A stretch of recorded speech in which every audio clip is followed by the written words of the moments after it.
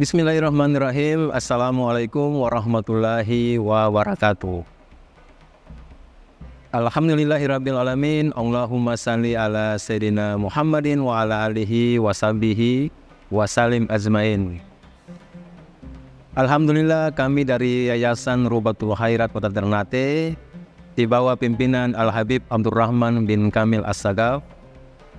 Sementara ini kami lagi membangun gedung pondok pesantren Rubatul Khairat Madrasah Al-Ulya yang sementara dibangun, ya. Gedung lantai 3. Kami sangat membutuhkan dana infak dan sedekah dari jamaah bapak-bapak dan ibu-ibu. Bagi yang mau berinfak untuk melanjutkan pembangunan gedung pondok pesantren, bisa ditransfer di rekening Bank Syariah Indonesia atas nama Yayasan Rubatul Khairat. Nomor rekening 723563956. Terima kasih.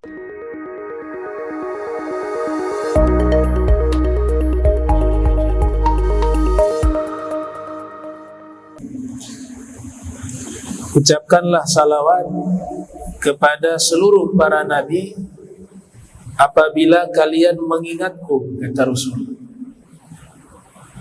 Karena sesungguhnya mereka diutus sebagaimana aku diutus. Tadi Nabi mengajarkan kepada kita, kalau ingat Nabi, ingat juga para anbiya. Ingat nabi-nabi yang lain. Kalau ingin salawat padaku, afdolnya juga kalian berikan salawat dan salam juga kepada para anbiya yang lain. Itu akhlak yang ditunjukkan oleh Nabi kita Muhammad SAW untuk memuliakan para anbiya. Kita masih membahas tentang sholat duha. Sholat duha. Kaum solihin, mereka itu sudah asyik dengan ibadah. Makanya peluang ibadah, khususnya sholat, disebut dengan sholat an-nawafil. Sholat-sholat sunnah tambahan setelah dilaksanakan yang wajib, yang 5 waktu. Itu bagi mereka kenikmatan. Makanya ada juga para aulia, sholihin, yang seluruh sholat sunnah dikerjakan dalam waktu 1 hari 1 malam. Seluruhnya. Bahkan Nabi SAW dalam riwayat Al-Imamul Baihaqi yang lahir tahun 384 Hijriah, di dalam kitab As-Sunanul Kubra. Al-Imam Baihaqi memiliki kitab sunan. Bahkan kitab sunan beliau ini termasuk kitab sunan yang sangat lengkap. Kurang lebih ada 11 jilid. Di dalam kitab As-Sunanul Kubra, Nabi bersabda, "Asy-syita'u rabi'ul mu'min." Asy-syita'u rabi'ul mu'min. Musim dingin adalah musim bunganya orang beriman. Qasura naharuhu fasam wa tala lailuhu faqam. Waktu siangnya singkat, maka mereka berpuasa. Dan waktu malamnya sangat panjang, maka mereka menghidupkan dengan sholat. Ya. Jadi Nabi katakan itu musim bunganya mereka. Bunga satu bahasa ungkapan keindahan. Bunga atau taman bunga adalah satu tempat yang menyenangkan. Taman bunganya orang-orang beriman adalah sholat. Dia gak perlu lagi jalan-jalan ke taman-taman yang ada ini. Taman dia lebih indah dari itu. Taman dia lebih nikmat daripada itu. Dengan apa? Dengan sholat sunnah yang dilakukan. Salat duha ada beberapa riwayat yang tanda kutip seakan-akan kontradiksi satu hadis dengan hadis yang lain. Bahkan periwayatnya juga sama, yaitu dari Sayyidah Aisyah. Dalam satu riwayat, Sayyidah Aisyah menyatakan bahwa beliau tidak pernah melihat Nabi melaksanakan sholat duha. Ini riwayat disebutkan di dalam Sahih Muslim. Imam Muslim meriwayatkan di dalam Sahihnya, yang lahir tahun 204, wafat 261 Hijriah.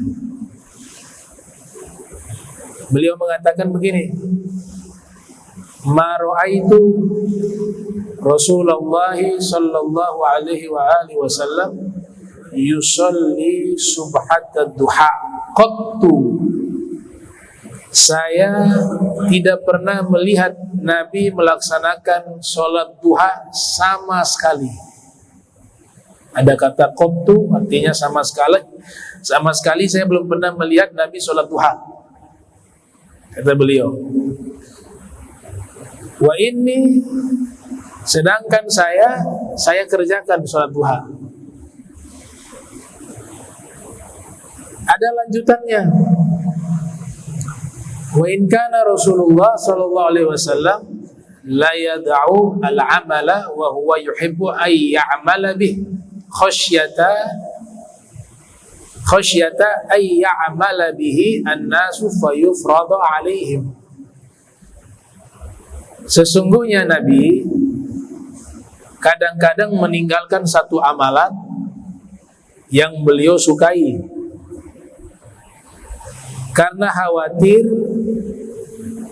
para sahabat atau umatnya yang hidup khususnya di zaman beliau mengikuti amalan tersebut dan dirutinkan oleh Nabi. Amalan itu khawatir menjadi wajib bagi mereka. Contoh yang konkret adalah puasa Nabi Daud. Di dalam hadis riwayat Al-Imamul Bukhari dalam sahihnya yang lahir tahun 194, wafat 256 Hijriah, Nabi mengatakan ahabbu siyami ilallahi ta'ala siyamu Daud wa ahabbu sholati ilallahi ta'ala sholatu Daud kana yanamu nisfal laili wa yahumu thuluthah wa yanamu sudusah wa kana yasumu yauma wa yuftiru yauma. Puasa yang paling Allah sukai puasanya Nabi Daud, dan solat yang paling Allah sukai solatnya Nabi Daud. Beliau tidur setengah malam, kemudian sepertiga malamnya beliau bangun solat, dan sisanya itu di waktu malam itu beliau tidur sesaat. Dan ketika beliau berpuasa, beliau puasa 1 hari dan berbuka 1 hari, diselang-seling. Menurut Al-Imam Ibnul Qayyim yang lahir tahun 691 Hijriah, wafat 751 Hijriah, di dalam kitab As-Sirah Nabawiyah beliau berjudul Zadul Ma'ad fi Hadyi Khairil Ibad menyatakan Nabi tidak mengamalkan puasa Nabi Daud bukan karena Nabi tidak mampu, tapi Nabi kasihan kepada umat yang nanti mengikutinya dan khawatir jika dirutinkan maka puasa Nabi Daud statusnya bisa menjadi wajib. Takutnya kepada kita, bukan kepada beliau.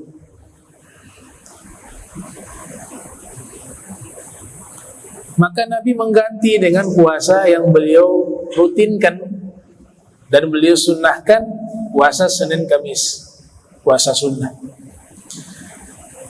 Nah, hadis ini Sayyidah Aisyah mengatakan, saya tidak pernah melihat Nabi sholat duha sama sekali. Kemudian beliau lanjutkan bahwa sesungguhnya Nabi meninggalkan amalan tersebut, padahal Nabi ingin mengamalkan karena takut diikuti oleh umat, oleh manusia, maka menjadi wajib bagi mereka. Di hadis yang lain, Sayyidah Aisyah mengatakan, ketika ditanya apakah Nabi sholat duha, ada yang bertanya, Nabi melaksanakan sholat duha atau tidak? Maka dijawab, qalat la. Oh, Nabi tidak melaksanakan sholat duha. Illa, ada kecuali, an yaji'a min maghibih, kecuali beliau lagi safar, kemudian pulang dari safarnya, kembali ke rumah, beliau sholat duha. Berarti ada riwayat yang lain menerangkan Nabi sholat duha, tapi tidak rutin. Di riwayat yang lain, Sayyidah Aisyah mengatakan, riwayat Muslim juga, kana Rasulullah sallallahu alaihi wasallam yusalli duha arba'a wa yazidu masyaallah. Nabi biasanya umumnya melaksanakan sholat duha 4 rakaat, dan kadang beliau menambah rakaat tersebut sekehendak beliau dengan izinnya Allah. Ini beberapa hadis tentang masalah sholat duha. Jadi kalau kita simpulkan, ada 2 hadis menyatakan Nabi tidak melaksanakan sholat duha, tapi satu hadisnya mengatakan kalau lagi safar pulang sholat duha. Ada hadis yang lain menyatakan bahwa Nabi sholat duha 4 rakaat. Ini hadis mauquf karena riwayat dari Sayyidah Aisyah. Hadis mauquf. Kalau nisbat ke Nabi namanya al-hadis al-fi'li. Hadis fi'li, perbuatan. Bukan ucapan Nabi, tapi diriwayatkan perbuatan Nabi Muhammad sallallahu alaihi wasallam. Kalau riwayat tadi kita lihat sama-sama berada pada riwayat yang sahih menurut Imam Muslim, ya. Semuanya riwayat Imam Muslim. Nah, riwayat Imam Muslim yang 2 tadi. Kemudian periwayat sama, yaitu Sayyidah Aisyah, tapi kontennya berbeda. Dijawab oleh ulama hadis di sini. Bukan kontradiksi apa yang disampaikan oleh Sayyidah Aisyah, tapi diriwayatkan dalam kaidahnya Imam Syafi'i itu kalau ada hadis tanaqud, seakan-akan ada kontradiksi, maka Imam Syafi'i rahimahullah menggunakan 3 cara. Yang pertama, al-jam'u, memadukan riwayat yang berbeda itu, diselaraskan maknanya. Kalau itu tidak memungkinkan, maka cara kedua adalah at-tarjih, menyeleksi di antara 2 riwayat itu mana yang paling kuat. Dan yang ketiga, an-nasikh wal mansukh, dilihat hukumnya apakah ini nasikh dan mansukh. Itu metodologi Al-Imam Syafi'i di dalam memahami hadis-hadis yang seakan-akan kontradiksi. Imam Syafi'i adalah imam dalam kitab Ar-Risalah. Beliau dianggap salah satu ulama yang mempelopori ilmu hadis, namanya ilmu mukhtalafil hadis. Itu pelopornya salah satunya adalah Imam Syafi'i, pelopor ilmu hadis mukhtalafil hadis. Jadi ada 2 tuh yang muskil ya. Ada ilmu mukhtalafil hadis, ada ilmu muskilil hadis. Ini 2 ilmu yang berbeda. Yang ilmu mukhtalafil hadis yang artinya ilmu tentang perbedaan-perbedaan hadis. Prinsip dasarnya semua hadis yang bersumber dari Nabi tidak ada yang salah, tidak ada yang kontradiksi. Itu rumus yang harus kita pegang. Kalau ada pernyataan, oh hadis ini berbeda, oh hadis ini palsu, oh hadis ini lemah, itu bukan dari nabinya, bukan dari Rasulullah SAW, tapi dari para rawi, periwayat hadis tersebut. Yang kedua, kalau yang tadi cenderung dalam kajian ilmu hadis, pembahasannya ilmu hadis. Kalau ilmu muskilil hadis, ilmu muskil itu masalah, ilmu yang membahas masalah dalam hadis. Itu kajian dalam ilmu akidah. Maksudnya hadis-hadis ada yang palsu. Contohnya Allah seperti pemuda yang tampan, tidak berkumis, tidak berjenggot. Ini jelas palsu nih. Ini maknanya muskil, masalah. Bagaimana bisa diserupakan Allah dengan makhluk? Itu contoh hadis muskil. Atau hadis muskil, ada budak wanita, Nabi tanya kepadanya, budak ini beriman tidak? Mukminah tidak? Maka Rasul bertanya, Aina Allah? Di mana Allah? Kemudian dia menunjuk ke langit. Allah di langit. Allah fis sama. Oh, berarti dia mukminah, dia sudah Islam. Ini juga muskil. Kenapa? Karena kalau mau masuk agama Islam, itu harus bersyahadat 2 kalimat syahadat. Bukan menyatakan Allah di langit kemudian masuk Islam. Gak ada itu ulama yang menyatakan demikian. Berarti hadisnya bermasalah, muskil.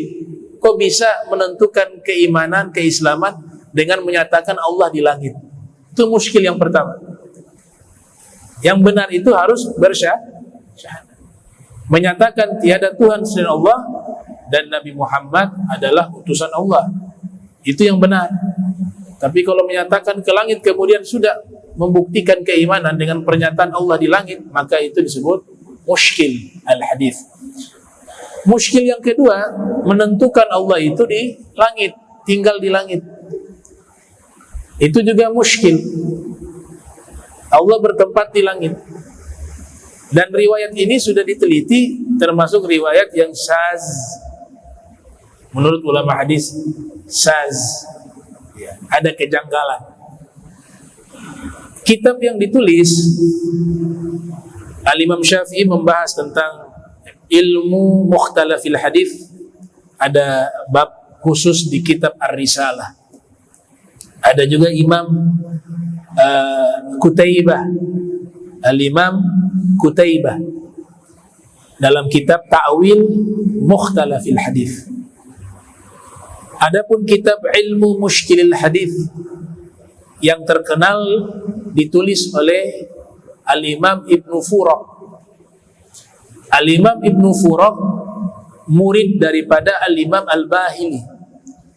Al-Imam Al-Bahili murid langsung dari Al-Imam Abu Hasan Al-Ash'ari. Abu Hasan Ash'ari, ya. Mushkil hadis. Baik. Sekarang bagaimana kita memahami hadis tentang sholat duha? Tadi saya sudah sebutkan metodologi Imam Syafi'i ini juga diterapkan oleh ulama setelahnya.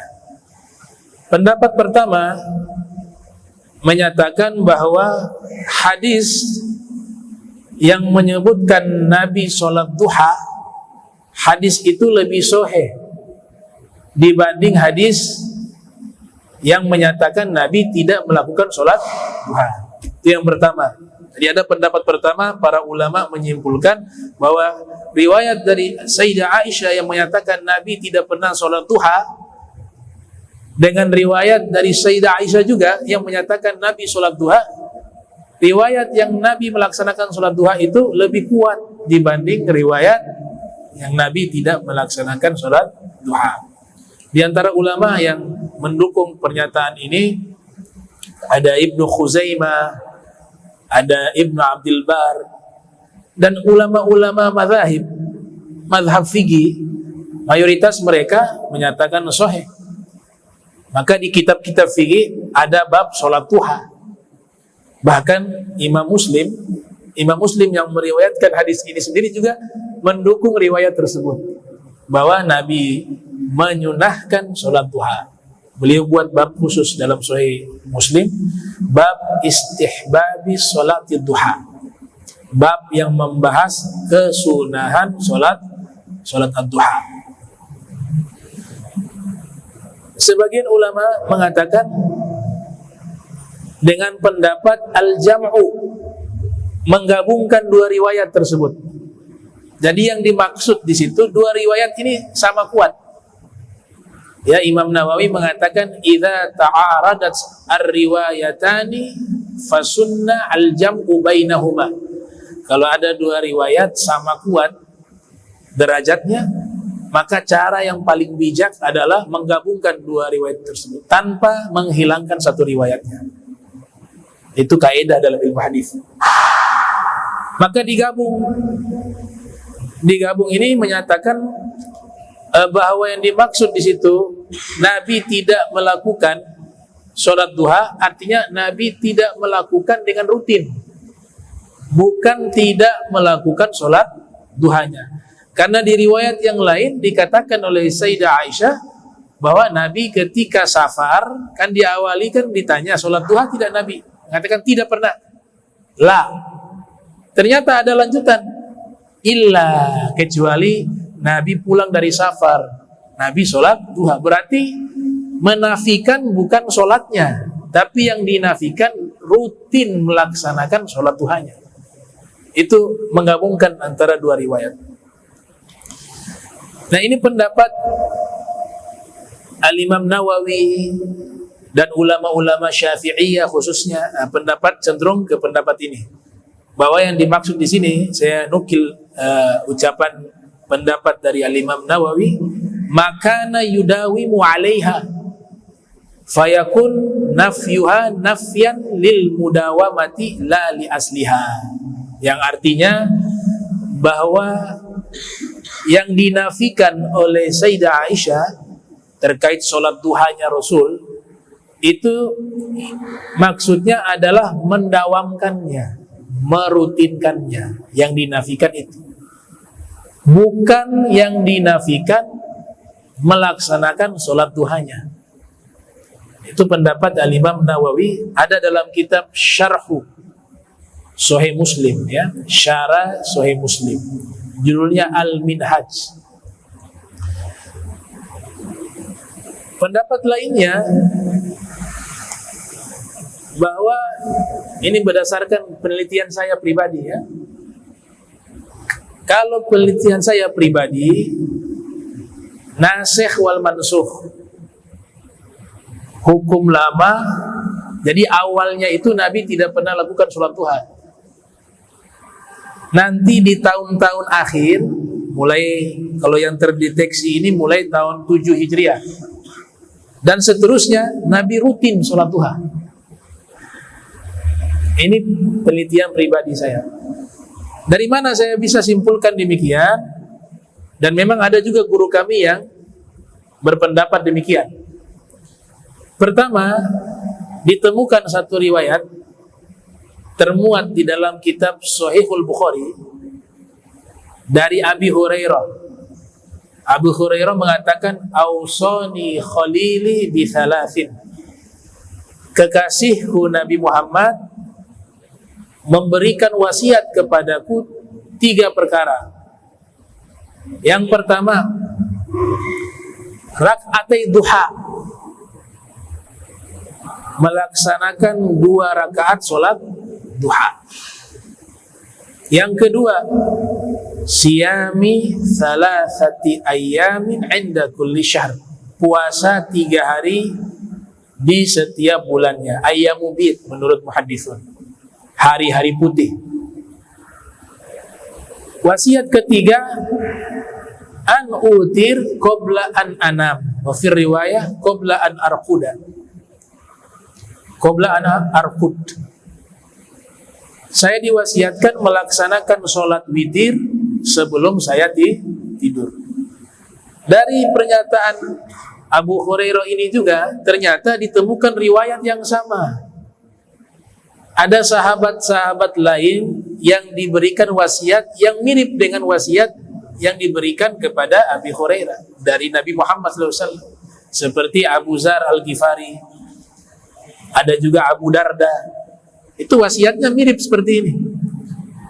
Nah, dari penelitian kami dalam kitab sejarah bahwa Abu Hurairah itu memeluk agama Islam dan bertemu dengan Rasul, kemudian tinggal di Madinah itu mulainya 7 Hijriah. 7 Hijriah. Kemungkinan besar di tahun-tahun itu sudah mulai dikenalkan sholat duha. Di dalam kitab yang lainnya, pada tahun 8 Hijriah, ada kitab karya Al-Imam Ibnul Haythum. Ibnu Haythum menulis kitab Majma'uz Zawaid wa Manba'ul Fawaid, kumpulan hadis-hadis Rasul Muhammad SAW. Di dalam kitab tersebut pada tahun 8 Hijriah ada peristiwa Fathul Makkah, pembebasan kota Makkah. Idza jaa nasrullahi wal fath wa ra'aitan nasa yadkhuluna fi dinillahi afwaja. Ternyata ketika Nabi datang ke kota Makkah dalam peristiwa Fathul Makkah, Nabi mampir ke rumah sepupunya, saudari Al-Imam Ali bin Abi Thalib, bernama As-Sayyidah Ummu Hani. Al-Imam Ibnul Haythum meriwayatkan Nabi izin mau sholat. Pas pada waktu itu waktu dibolehkan sholat duha, bukan malam hari, bukan sore hari, tapi di waktu pagi, dan belum masuk waktu zuhur. Diizinkan oleh Ummu Hani, Nabi masuk ke rumah Ummu Hani. Kemudian Nabi sholat duha 8 rakaat. Jadi hadis-hadis yang menyebutkan Nabi sholat duha dari beberapa riwayat dan wasiat yang Nabi berikan kepada sahabat-sahabat yang disebutkan namanya tadi, itu rata-rata di atas tahun 7, 6, 7, 8 Hijriah. Maka kesimpulan dari guru kami bahwa awalnya sholat duha itu belum diamalkan. Nanti mulai diperkirakan, ya, tidak dipastikan, diperkirakan mulai tahun 6, 7, 8 dan seterusnya sampai Rasulullah SAW wafat. Waktu tersebut Nabi merutinkan melaksanakan sholat duha. Nah, berarti 3 pendapat ini sesuai dengan kaidah yang disampaikan oleh Imam Syafi'i. Ada pendapat pertama, yaitu menggabungkan 2 riwayat yang berbeda, maknanya 2 riwayat, ada riwayat pendukung, ya, bukan yang satu riwayat dengan satu riwayat, ya, satu riwayat mewakili riwayat yang lain yang kontradiksi, digabung itu. Yang kedua, tarjih, diseleksi mana riwayat yang paling kuat di antara keduanya. Dan yang ketiga, an-nasikh wal mansukh, jadi hukum lama diganti hukum baru. Tapi dalam konteks ini dia masuknya adalah yang lamanya belum diamalkan, belum ada tuh sholat duha. Nanti akhir-akhir adanya sholat duha. Dan ini hal yang biasa dalam syariat. Kalau belajar ada satu bidang ilmu namanya tarikh tasyri'iyah, membahas sejarah hukum syariat. Jadi kajiannya itu fokus kepada sejarah hukum syariat, bukan biografi Rasul. Kapan puasa, kapan itu zakat fitrah, kapan itu zakat mal, kapan melaksanakan sholat witir. Itu kajian-kajian dalam sejarah hukum syariat. Dan itu tema-temanya seperti itu. Ya, ada amalan yang sebelumnya belum ada, nanti di akhir-akhir baru diamalkan. Itu zakat fitrah. Tahun berapa wajib? Tahun 2 Hijriah. Jadi selama puluhan tahun belum ada tuh kewajiban zakat. Selama Nabi di Makkah gak ada kewajiban zakat, adanya di Madinah. 2 Hijriah zakat fitrah, zakat mal juga termasuk 2 Hijriah. Kemudian sholat 2 hari raya itu disyariatkan pada tahun 2 Hijriah. Sebelumnya di Makkah nggak ada perintah ini, karena di kota Makkah lebih fokus ke dalam pembenahan akidah, bukan dalam masalah ibadah. Nah, jadi dari sini kita bisa pahami demikian ya. Kemudian di sini dinyatakan Imam Nawawi berpendapat rakaat di sholat duha itu 12 rakaat dalam kitab Minhajut Thalibin. Kemudian pendapat ini juga didukung oleh Al-Imam Ibnu Hajar Al-Haytami dalam kitab Al-Buduruh At-Thali'ah yang ditulis oleh Dr. Ahmad Yusuf Nisf, syarah dari kitab Al-Habib Ahmad bin Zaid Al-Habsyi, ya, Ar-Risalatu Al-Jami'ah. Di situ beliau mengatakan bahwa Al-Imam Ibnu Hajar Al-Haytami menyatakan bahwa paling banyaknya rakaat sholat duha 12 rakaat. Pendapat ini juga disebutkan oleh Imam Nawawi di dalam kitab Minhajut Thalibin, 12 rakaat. Paling banyaknya sholat duha, paling sedikitnya 2 rakaat. Adapun Imam Romli dan ulama-ulama yang mengikutinya, kebanyakan itu 8 rakaat. Al-Imam Suyuti menengahi 2 pendapat ini dalam ensiklopedia fatwa Al-Hawi lil Fatawa, salah satu karya Al-Imam Jalaluddin As-Suyuti yang lahir tahun 849 Hijriah, wafat 911 Hijriah, menyatakan perbedaan rakaat di sholat duha karena tidak ada riwayat yang kuat menerangkan rakaatnya. Adanya tadi tuh Nabi sholat 8 rakaat, sebelumnya 4 rakaat sholat duha, wa yazidu masya Allah, dan Nabi menambahkan. Nabi menambahkan ini gak ada tahdid, nambahnya berapa, gak ada. Hanya ada riwayat Nabi menambahkan rakaat di sholat duha, tapi tidak ada pembatasan rakaat. Dari situlah muncul perbedaan. Ada yang menyimpulkan 12, ada yang menyimpulkan 8. Yang paling penting sholat dulu, sholat duha deh. Ini bahas panjang lebar rakaat, sholat duha gak pernah dikerjakan. Berantem masalah rakaat, dikerjakan sholat duha.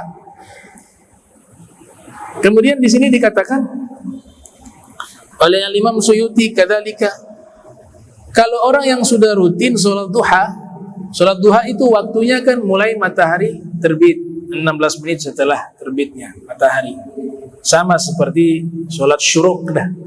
Sholat syuruk itulah waktu duha juga, sudah dibolehkan kita sholat duha sampai matahari berposisi di tengah, al-istiwa, itulah waktu duha. Wah, paling afdolnya ketika matahari memanas di waktu tersebut, jam 10, jam setengah 11, itu paling afdolnya. Para ulama mengatakan kalau orang tersebut sudah rutin sholat duha, kemudian kelewat waktu, misalnya dia bangun tidur agak siang, mau sholat duha gak sempat, ya sholat zuhur dulu. Selesai sholat zuhur, dia ba'diyah, kemudian mengqadha sholat duha.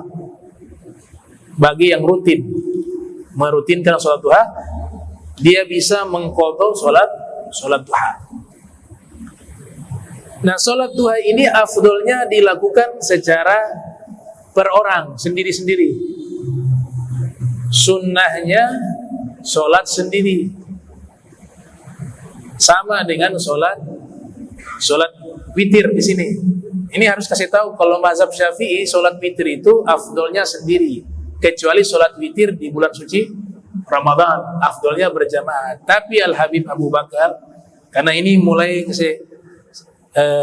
beliau perintahkan untuk merutinkan sholat witir, di Masjid Muttaqin itu ketika saya membaca kitab Risalatul Muawanah yang membahas tentang sholat witir.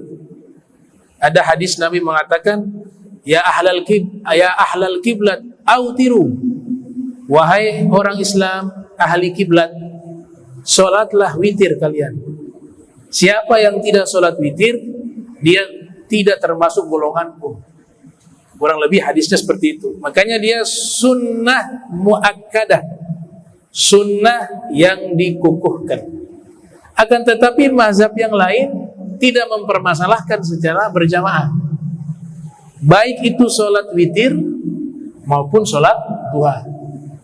Dalam mazhab Syafi'i juga diberikan hal tersebut, dibolehkan dengan maksud mentarbiyah, mendidik agar terbiasa. Kadang-kadang kalau sholat sendiri kan dia malas, tapi ketika rame-rame kan udah semangat, terbiasa secara berjamaah. Nanti kalau sudah mandiri, dia sholat sendiri. Itu dalam mazhab Syafi'i. Termasuk sholat duha di sekolah-sekolah itu kan bagus tuh, disuruh berjamaah ya. Itu sebagai latihan riyadhah. Akan tetapi kalau sudah paham, sudah terbiasa, afdoliyahnya sholatnya sendiri. Fi hadzal mazhab, di dalam mazhab al-Imam Asy-Syafi'i rahimahullah. Kemudian dinyatakan di sini, kemarin saya sampaikan ada doa yang diriwayatkan oleh Rasulullah Muhammad SAW. Nabi sendiri yang membacakan doa menurut Dr. Kiai Haj Saifuddin Amsir. Beliau mengatakan ini hadis Nabi. Doa ini dipadukan dengan doa selesai sholat duha ya. Sholat duha punya doa yang kemarin saya sudah bacakan itu, Allahumma inna duha-duhauka wal baha-bahauka. Itu boleh kita tambahkan dengan doa-doa yang lainnya, yang ma'thur. Di antara doa yang menurut saya dia ringkas tapi mencakup semua kebaikan, doa yang diriwayatkan oleh Imam Ghazali dalam kitab Ihya juga ada, atau yang diriwayatkan oleh Imam Suyuti dalam kitab Al-Jami'us Shaghir. Yang doa itu berbunyi, Allahumma a'inni bil ilm wa zayyini bil hilmi wa akrimni bit taqwa wa jammilni bil afiyah. Yang artinya, ya Allah, kayakan daku dengan ilmu, hiasilah aku dengan sifat hilim, muliakan daku dengan taqwa, dan percantiklah aku dengan afiah, keselamatan. Kemarin masalah ilmu sudah saya bahas. Al-hilim ini, hiasilah daku dengan al-hilim. Ini hilim ini sifat yang sangat sulit diamalkan. Sulit. Kenapa sulit? Karena ini sifat wajibnya para anbiya. Semua para nabi wajib memiliki sifat ini, al-hilim. Di antaranya di sini definisi al-hilim, dhabtu nafsi wa tab'i an haijanil ghadab. Ketika memuncak emosi, dia mampu meredam. Ini masalahnya lagi memuncak ini. Bukan lagi mau marah, bukan lagi marah-marahnya ini. Kemudian di saat itu dia bisa redamkan. Itu namanya sifat al-hilim. Nah, sifat ini juga adalah sifatnya Allah, Al-Halim ya. Al-Halim dari kata hilim, sifatnya Allah ya. Dalam Al-Quran itu, in tughridullaha qardan hasana yudha'ifhu lakum wa yaghfir lakum ya. In tughridullaha qardan hasana yudha'ifhu lakum wa yaghfir lakum wallahu syakurun halim. Wallahu syakurun halim. Allah maha membalas kebaikan dan Allah maha halim. Halimnya Allah itu apa? Ketika ada hambanya melakukan satu dosa besar yang memang layak waktu itu azab turun ke dia, tapi Allah redam, jangan dulu, biar dia tobat dulu. Itu sifat halimnya Allah. Ini kita kalau Allah gak punya sifat al-halim, selesai kita. Selesai. Saat buat kesalahan langsung azab turun. Umat-umat terdahulu mengalami fase itu. Tapi karena Allah saking sayangnya dengan Nabi Muhammad SAW, Allah tidak mau memberikan hukuman yang sama dengan umat terdahulu. Ada kesalahan langsung azab turun. Tidak. Ditahan oleh Allah. Dengan apa? Sifat halimnya Allah. Bahkan dalam riwayat Al-Khatib Al-Baghdadi dikatakan kadal halimu ayyakunan nabiyya. Hampir-hampir orang yang punya sifat halim tadi, hilim, itu hampir jadi seorang nabi dia. Kadal halim ayyakuna nabiyya. Ini sifat yang sangat mulia. Laisa syadid bi sur'ah innama syadid alladhi yamliku nafsahu 'inda al-ghadab.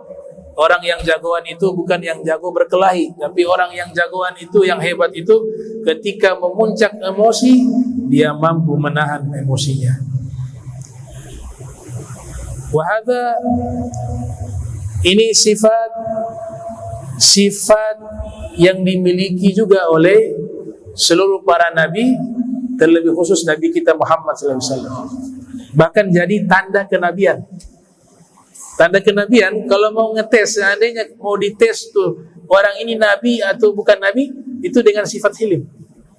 Ada orang Yahudi mau ngetes, dia melihat ciri-ciri Rasulullah Muhammad SAW. Semua sudah terdata dan teruji, kecuali satu. Saya harus uji sifat hilimnya Nabi Muhammad. Bagaimana? Makin dibuat emosi, makin sabar. Itu kan tidak mudah. Akhirnya dia menguji Nabi sengaja. Dia mendatangi Rasul karena ada satu akad pinjaman. Dalam riwayat disebut Nabi meminjam ke orang Yahudi tersebut beberapa kilo gandum. Ini harus diluruskan juga nih. Dalam kitab-kitab disebut Nabi meminjam ke orang Yahudi. Nah, Nabi meminjam itu bukan untuk Nabi, tapi Nabi meminjam itu untuk diberikan ke umat. Rasulullah SAW punya akhlak, siapa yang meminta kepada Nabi, Nabi pantang bilang tidak atau tidak ada. Selalu Nabi berikan. Seandainya pada waktu itu yang diminta tidak ada, Nabi akan katakan, kau pergi kepada fulan, pinjam, kau ambil itu, bilang itu saya utang atas nama saya. Begitu. Jadi bukan Nabi minjam untuk pribadi, tapi Nabi meminjam untuk orang lain, untuk umatnya sallallahu alaihi wasallam. Makanya orang Yahudi ini datang, dia mau uji nih. Akadnya itu 2 hari baru bayar. Wafir riwayat 3 hari baru Nabi bayar akadnya. Ternyata dia datang hari pertama, bukan hari kedua, bukan hari ketiga. Datang di masjid orang Yahudi, namanya siapa? Zaid bin Asna atau siapa? Riwayat. Seorang pendeta juga, pakar kitab-kitab samawi. Taurat itu dia kuasai. Jadi dia mau uji sifat Rasul. Masuk ke masjid Nabi, sahabat lagi kumpul dengan Rasulullah SAW. Langsung dia teriak, ya Muhammad, bayar utang. Bisa bayangkan di depan orang banyak nih. Tidak sampai di situ, dia lihat Nabi responnya masih sabar, tidak ada emosi. Dia kata-katain Nabi punya leluhur. Kamu ini memang suku Quraisy, ya. Kakek kamu juga tukang begini, dihina-hina semua. Wah, Rasulullah SAW tambah sabar. Nah, dia mulai nih ciri-cirinya. Beberapa sahabat, diantaranya Sayyidina Umar bin Khattab, emosi. Wahai Rasulullah, ini izinkan saya penggal kepalanya. Kata Nabi, ini urusan saya dengan dia. Kenapa kau sudah buat dia takut? Kata Rasulullah SAW. Kata Nabi, baik, saya akan ganti. Padahal Nabi tahu perjanjiannya 3 hari.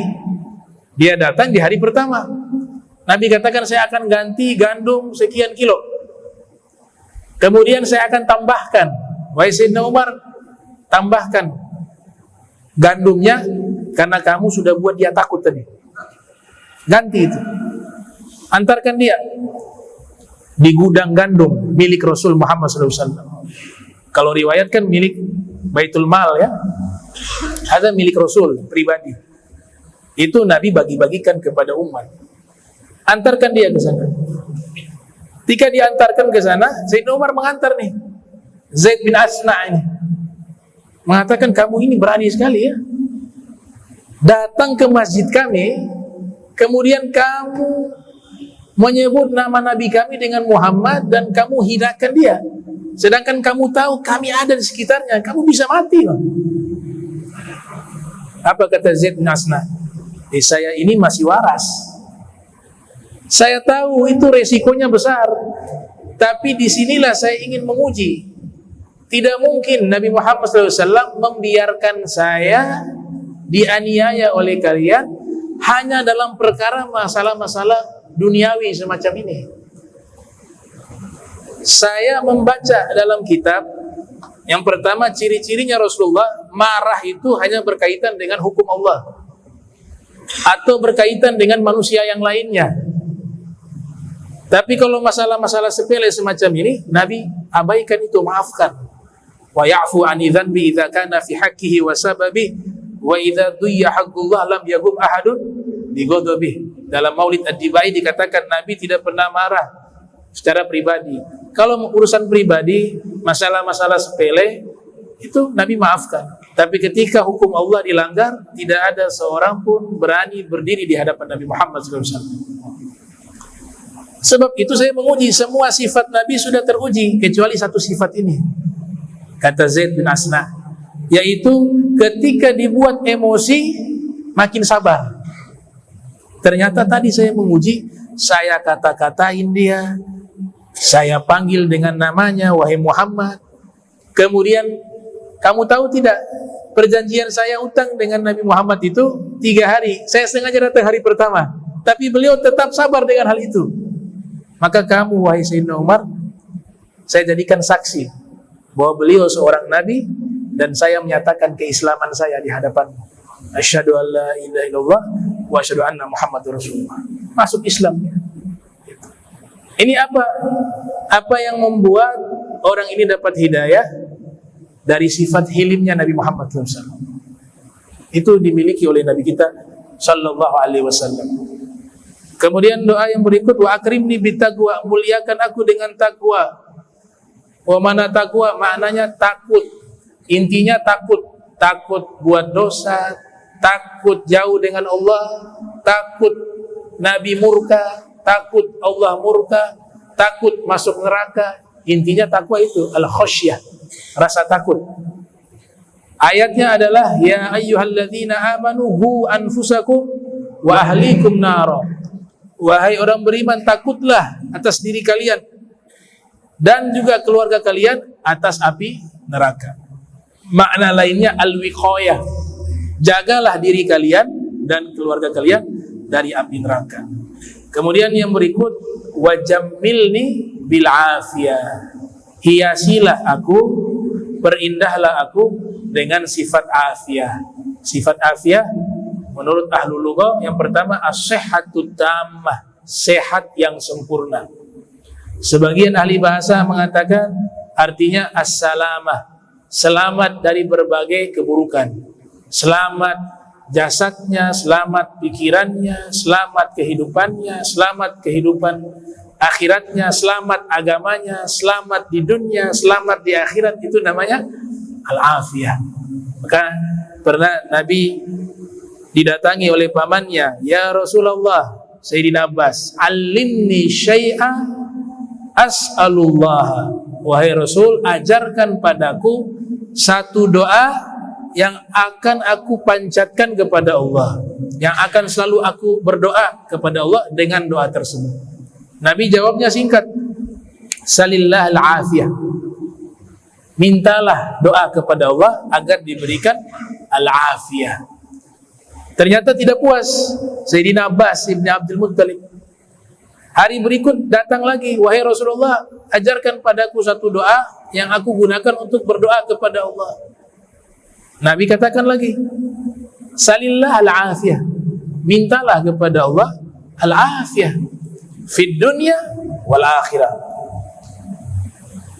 Besok harinya datang lagi, wahai Rasulullah, tolong ajarkan pada saya satu doa yang aku akan gunakan berdoa kepada Allah. Nabi mengatakan, ya Abbas, ya Ammar Rasulillah, wahai Abbas, pamannya Rasul, salillah al-afiyah fid dunya wal akhirah, mintalah kepada Allah keselamatan di dunia dan di akhirat. Dan riwayat lain ada tambahan, karena sesungguhnya tidak ada sesuatu pemberian Allah yang paling besar setelah keimanan terhadap agama Islam melebihi al-afiyah, kata Nabi Muhammad SAW. Nah, ini doa singkat tapi padat. Jadi isinya kebaikan. Kita juga harus doa yang isinya keburukan.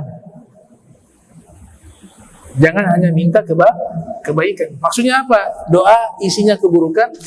Semua sifat buruk kita minta dilindungi oleh Allah, jangan sampai ada kepada kita. Ya Allah, aku berlindung padamu dari keburukan iri hati, misalnya, dari keburukan kikir. Semuanya keburukan tuh, sehingga berimbang. Ada minta kebaikan, juga minta perlindungan dari keburukan. Makanya para guru kami itu kalau membaca surat Al-Falaq itu, min syarri hasidin idza hasad, dari keburukan orang yang iri hati apabila ia iri hati. Ditambah lagi wa minal hasad, dan juga berlindung dari penyakit hasad itu. Kalau ayat tadi menceritakan orang lain iri hati ke kita, kita kalau doa itu kan berlindung dari keburukan orang yang iri hati apabila dia iri hati. Berarti kita minta sama Allah, kalau ada orang lain ada hasud sama kita, kita minta dilindungi, jangan sampai ada kejahatannya sampai kepada kita. Tapi yang lebih buruk daripada itu, orang yang punya penyakit iri hati. Makanya ditambah wa min syarril hasad, juga berlindung dari keburukan iri hati. Jangan sampai kita ini nih, kita yang kena penyakit iri hati itu lebih dahsyat, itu lebih berbahaya. Maka ditambah oleh para syuyukh min syarri hasid, juga minta perlindungan dari keburukan. Nah, ini yang disampaikan. Doa ini ada dalam kitab Al-Jami'us Shaghir Al-Imam Suyuti, juga ada riwayat dari Imam Al-Ghazali.